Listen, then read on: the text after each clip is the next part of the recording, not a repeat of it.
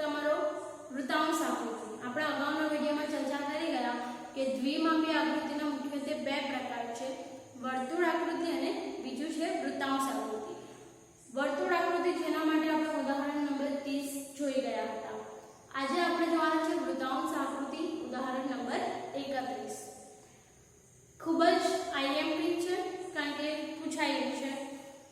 જો દ્વિમાપી આકૃતિની અંદર જો કોઈ પૂછાય આવે તો એ કદાચ 99% તમારો વૃત્તાંશ હોઈ શકે, એટલા માટે થોડું ધ્યાન છે. કોઈ કંપનીના નાણાકીય વર્ષના અંતે તૈયાર કરાયેલ પાકા સર્વેમાં નોંધાયેલ જવાબદારીઓ નીચે મુજબ છે. જવાબદારી એટલે કે દેવું, કંપનીનું દેવું કેટલું છે તેને વૃત્તાંશ આકૃતિ દ્વારા રજૂ કરવાનું છે. જે કંપનીનું દેવું છે તેને વૃત્તાંશ આકૃતિ દ્વારા આપણે બતાવવાનું છે. તો એના માટે વિગત આપી છે અને જવાબદારી આપી છે. વિગત આપી છે કે શેર મૂડી, અનામત, લોન અને ચાલુ જવાબદારી, એટલે કે કંપનીનું દેવું આ 4 પ્રકારનું છે: શેર મૂડી, અનામત, લોન અને ચાલુ જવાબદારી. તો શેર મૂડીમાં છે દેવું 12 લાખ, અનામતનું 8 લાખ, લોનનું 4 લાખ અને ચાલુ જવાબદારીનું 4,80,000. ટોટલ કંપનીનું દેવું કેટલું છે? તો 28,80,000. તો આ જે વિગત જે છે તેને આપણે વૃત્તાંશ આકૃતિ દ્વારા દર્શાવવાનું છે. ઓકે ફ્રેન્ડ્સ, તો કંપનીના દેવાને આપણે વૃત્તાંશ આકૃતિ દ્વારા બતાવવાનું છે. હવે વૃત્તાંશ આકૃતિની અંદર જેટલી પણ વિગતો હોય એના માટે હંમેશા એક જ રાઉન્ડ આવશે, મીન્સ કે એક જ વર્તુળ દોરવાનું રહેશે અને એ વર્તુળ આપણે યોગ્ય ત્રિજ્યા લઈને દોરવાનું. એના માટે કોઈ ત્રિજ્યાનું કોઈ માપ ચોક્કસ હોતું નથી. તમે તમારી રીતે યોગ્ય ત્રિજ્યા લઈને તમે એનું વર્તુળ દોરવાનું છે. હવે એ વર્તુળ એવું દોરવાનું કે જે ખૂબ જ નાનું પણ ન હોય અને ખૂબ જ મોટું પણ ન હોય. એ રીતે તમારે વૃત્તાંશ આકૃતિ દોરવાની છે. ઓકે ફ્રેન્ડ્સ, અને તો સૌપ્રથમ વૃત્તાંશ આકૃતિ દોરતી વખતે આપણે એનું વૃત્તાંશ, એનું માપ, ખૂણાનું માપ એ આપણે નક્કી કરવું પડશે કે કઈ રીતે, કારણ કે અહીંયા પણ 12 લાખ 8 લાખ તો એને કઈ રીતે આપણે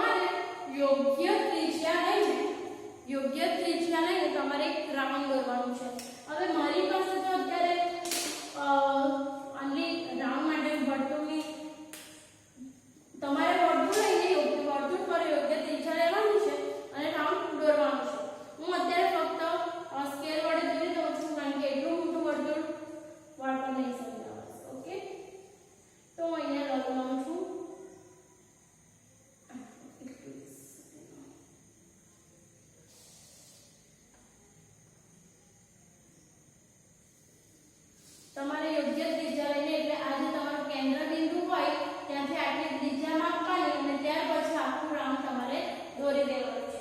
ઓકે, તો યોગ્ય ત્રિજ્યા લઈને તમે રાઉન્ડ દોરી દેજો. આ તમારું કેન્દ્ર બિંદુ છે. તો હવે આપણે રાઉન્ડ દોરીશું.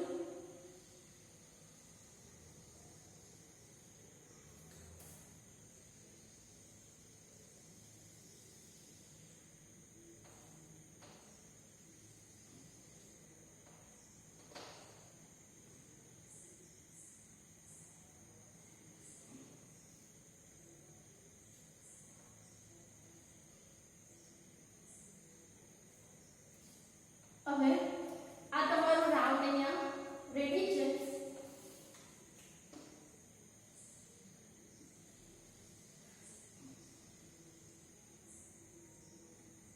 હવે આ વચ્ચેની ત્રિજ્યા છે જેને આપણે કાઢી નાખીશું. ઓકે,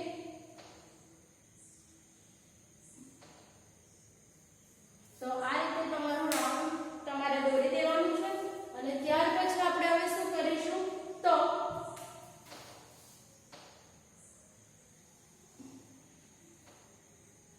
હવે જો શું કરવાનું છે, તમારી પાસે જે અર્ધગોળ આવે, અર્ધગોળ કર્ણમંડળ, બરાબર, તો એને આપણે જોશું. તો સૌથી પહેલા તો આ જે આખું જે રાઉન્ડ છે તે કેટલા અંશનું હોય, વૃત્તાંશ હંમેશા 360 અંશનું. હવે 360 અંશનું જે છે વૃત્તાંશ, એને તમે 4 ભાગ વડે, એટલે એના 4 ભાગ કરવાના. 1 2 3 4 આટલા રીતે 4 ભાગ કરીએ ને, તો આ તમે 4 ભાગ કરો. તો અહીંયા 0 થી આપણે સ્ટાર્ટ કરીએ. આ પહેલો ભાગ 0, બરાબર, આ તમારો બીજો ભાગ, આ ત્રીજો ભાગ, ને અહીંયા થશે ચોથો ભાગ. આ 1 2 3 ને 4, બરાબર. 360 વડે તમે 4 કરશો તો તમને મળશે 90. કેટલા મળશે? 90. એટલે કે આ દરેકે દરેક 90 અંશના હશે. આ 90, આ 90, 90, 90, એટલે કે 360 અંશનો આખો થયો, બરાબર. તો હવે શું કરવાનું, કે અહીંયા 0 તમે લખ્યા, રાઈટ. હવે ખાસ ધ્યાન આપજો કઈ રીતે વૃત્તાંશ દોરવાનું છે. અહીંયા તમે 0 લખ્યા. હવે અહીંયા આવશે 90 આવશે, 90 અંશ. હવે 90 માં તમે બીજા 90 ઉમેરો એટલે 180 આવશે. અને 180 માં બીજા 90 ઉમેરો એટલે 270. 270 માં તમે બીજા 90 ઉમેરો એટલે અહીંયા આવશે 360 અંશ. ખ્યાલ આવે છે શું કહું છું તે? શું કહ્યું મેં પહેલા? આખા વૃત્તાંશના 4 ભાગ કરી દીધા. હવે આ 4 ભાગ કરી દીધા ત્યાર પછી અહીંયા 0 થી સ્ટાર્ટ કર્યું એટલે અહીંયા 90 આવ્યા. 90 માં 90 ઉમેરો એટલે 180, 180 માં 90 ઉમેરો એટલે 270, અને અહીંયા થઈ ગયા 360. આ એટલા માટે કહ્યું કે તમારે, હું તમને અહીંયા બે રીતે બતાવીશ કે કઈ રીતે વૃત્તાંશ દોરવાનો છે. હું બંને રીતે બતાવીશ. આ પહેલી રીત જોઈ લો. આ આપણે કઈ રીતે લખ્યું તમને બધાને ખ્યાલ આવી ગયો હશે. હવે આપણે આ જે વર્ડ છે, આ જે 4 ભાગ પડ્યા છે તેને કાઢી નાખીશું. હવે આ 0 થી લઈને સ્ટાર્ટ કરીશું. તો અહીંયા 0 થી લઈને 90 સુધી આવવા જોઈએ. 10 અંશ, 20 અંશ, 30 અંશ, 40 અંશ, 50 અંશ, 60 અંશ, 70 અંશ, 80 અંશ. એ જ રીતે 90 પછી 110, 120, 130, 140, 150, 160, 170, સોરી અહીંયા આપણે 180 સુધી લેવાના છે એટલે થોડી જગ્યા બદલશું. 90 અંશ પછી લેશું 110, 120, 130, 140, 140, 150, 160, 170 ને આ થઈ ગઈ 180, બરાબર. એ જ રીતે અહીંયા 270 સુધી જશું તો 190, 200, 210, 220, 230, 240, 250, 260 અને 270 થઈ ગયા. હવે 360 સુધી જવાનું છે તો 280, 290, 300, 310, 320, 330, 340 ના થઈ ગયા 350 અંશ. બધામાં અંશની આપણે જોઈ લઈશું, બરાબર. ચાલો, તો આ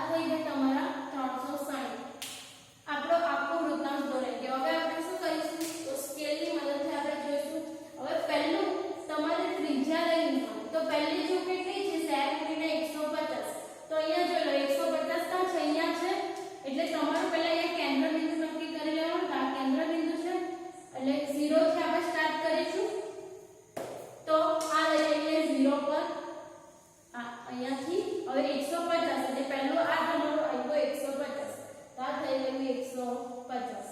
ઓકે, ચાલો હવે 150 છે ફ્રેન્ડ્સ અહીંયા. હવે 150 માં 100 ઉમેરો. 150 માં તમે 100 ઉમેરો તો કેટલા થશે? 250. એટલે બીજો આવશે 250 પર, તો 250 આવી જાય એટલે અહીંયાથી લઈને 250 સુધી. ત્યાર પછી છે 50. 250 માં 50 એડ કરો એટલે આવશે તમારા 300. તો હવે આવશે 300 પર, તો આ 300 નું દોરી દઈએ આપણે. અને ત્યાર પછી છે 60. તો 300 માં 60 ઉમેરો તો થઈ ગયા તમારા 360. એટલે આ તમારા 360. ફ્રેન્ડ્સ, ખબર પડી ગઈ કઈ રીતે શું કરવાનું છે? તો આ રીતે તમારે આખી વૃત્તાંશ આકૃતિ દોરાઈ ગઈ. હવે શું કરવાનું છે તો ખાસ ધ્યાનમાં રાખજો કે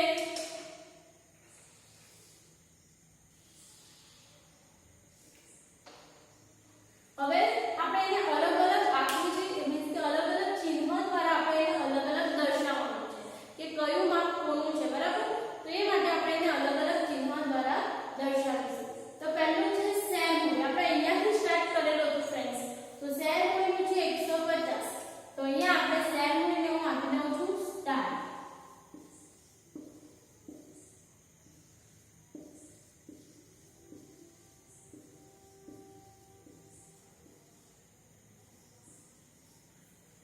તો અહીંયા આપણે દર્શાવીશું કે આ સ્ટાર વાળું જે છે તે આવશે તમારી શેર મૂડી.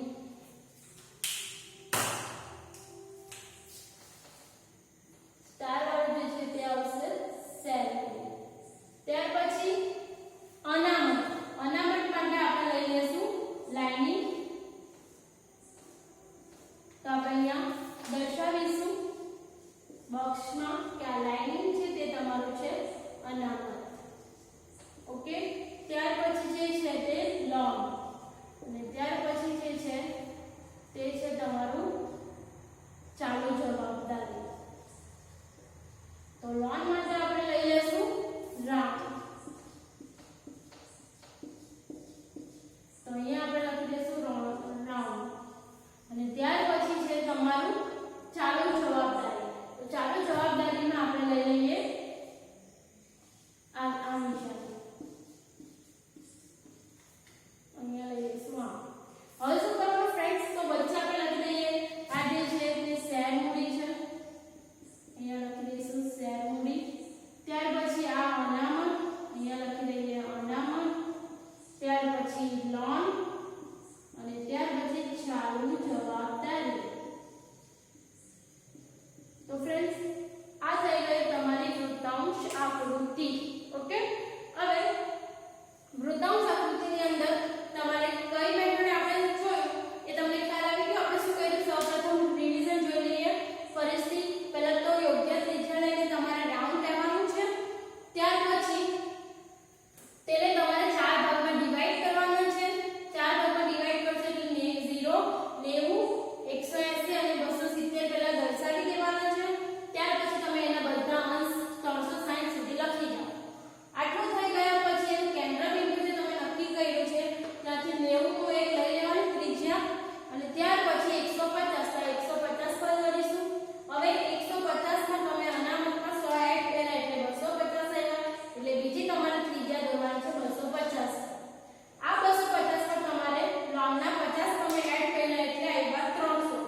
આ 300 એટલે તમારે ત્રીજી ત્રિજ્યા દોરવાની છે 300 પર. અને 300 માં તમે 60 ઉમેરશો એટલે આવશે 360. એટલે 300 થી લઈને 360 ની તમારી થઈ ગઈ ચાલુ જવાબદારી. ઓકે ફ્રેન્ડ્સ, તો ખૂબ જ ઈઝી છે. ઓકે, આ તો તમારી એક રીત. હવે બીજી રીત જે તમે કોણ માપક દ્વારા તમારે કઈ રીતે દોરવાનું છે. તો હવે આપણે જોઈશું કોણ માપક વાળી રીત. ઓકે, તો જોઈશું.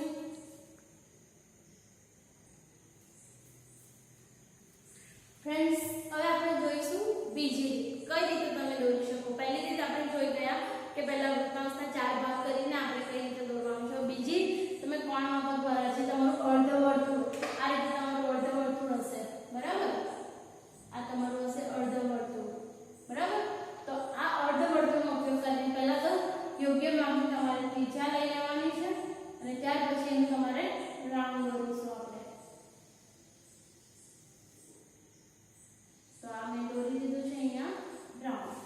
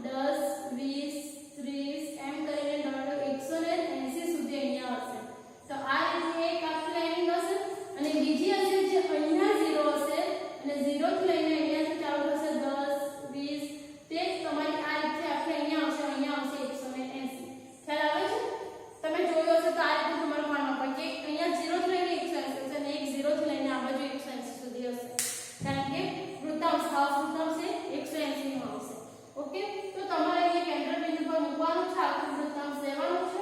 હવે કોઈ એક ત્રિજ્યા નક્કી કરો. તો હું અત્યારે આ રીતે ત્રિજ્યા લઉં છું. તમે અહીંયાથી પણ સ્ટાર્ટ કરી શકો, અહીંયાથી પણ કરી શકો, આ રીતે ત્રિજ્યા લઈ શકો, ઊભી આડી ત્રિજ્યા, કશેથી પણ તમે ત્રિજ્યા લઈ શકો. પરંતુ આ રીતે કોઈ પણ એક ત્રિજ્યા તમારે નક્કી કરી લેવાની. કાં તો તમે અહીંયા લઈ શકો આ રીતે, કાં તમારે અહીંયા લેવી હોય તો આ રીતે, ઊભી લેવી હોય તો આ રીતે લેવી હોય તો આ રીતે. એનીથિંગ તમારે જે રીતે તમારે ત્રિજ્યા લેવી હોય તમે લઈ શકો છો. ઓકે, તો સમજી લો કેન્દ્ર બિંદુ પર તમારી ત્રિજ્યા તમે લઈ લીધી.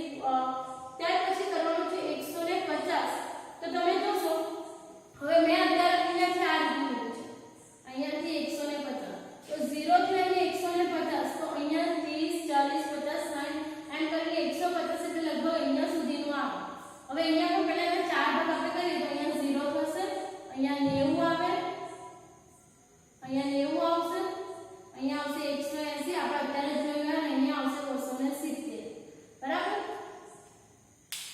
હવે આ 0 થી લઈને 90, તો 90 થી લઈને 150, તો મારો આવશે 150 એટલે 180 ને અહીંયા એટલે સમથિંગ અહીંયા કદાચ 150 આવે. બરાબર. એટલે હું અહીંયા એક ત્રિજ્યા દોરી દઈશ.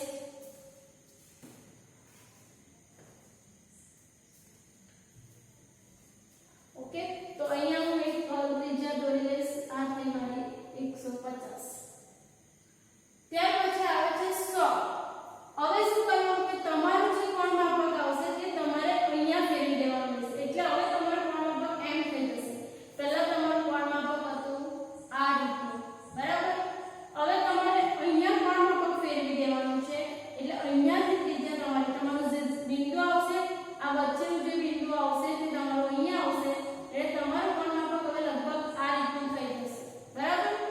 તો હવે શું કરવાનું છે તો 150 થી 100 એટલે અહીંયા તમારું આવશે 0 એટલે 0 થી લઈને 100 સુધીનું જોવાનું છે.